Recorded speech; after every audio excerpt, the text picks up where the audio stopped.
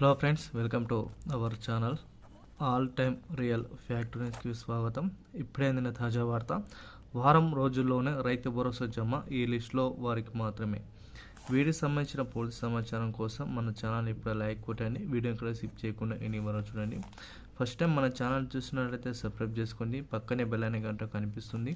నేను ఆన్లో పెట్టుకుంటే మన ఛానల్లో పెట్టే ప్రతి ఒక్క వీడియో అనేది ఎప్పటికప్పుడు మీకు నోటిఫికేషన్ రూపంలోనే రావడం జరుగుతుంది. కాబట్టి వివరాలు మీకు యూజ్ అవుతాయి. కాబట్టి ప్రతి ఒక్కరు కూడా లైక్ కొట్టి కామెంట్ చేసి ప్రతి ఒక్కరు కూడా షేర్ చేయండి.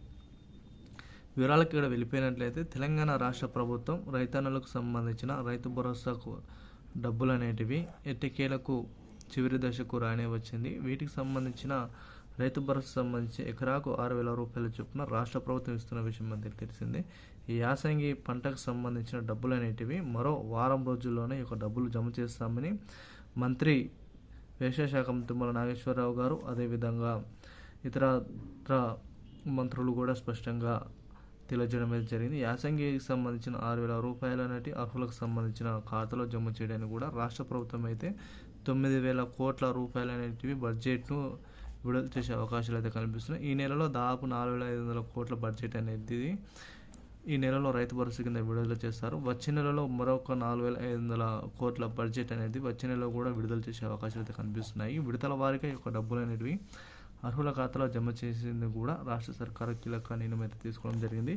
అయితే వీటికి సంబంధించిన లిస్టును కూడా రాష్ట్ర ప్రభుత్వం అయితే మరి కాసేపట్లో విడుదల చేసే అవకాశాలు అయితే కనిపిస్తున్నాయి.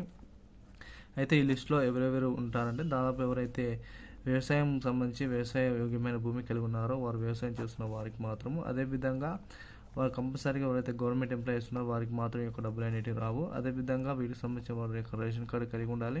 వారు కంపల్సరీగా వ్యవసాయ భూమి చేస్తున్న వారికి మాత్రమే 6,000 రూపాయలు పడతాయని కూడా వీటికి సంబంధించిన అనర్హుల జాబితాని ఎరివేసిన తర్వాత వీటికి సంబంధించిన ఎలిజిబుల్ లిస్ట్ అనేటివి ఖరారు చేసే విధంగా అయితే రాష్ట్ర ప్రభుత్వం శ్రీకారం అయితే చుట్టబోతుంది.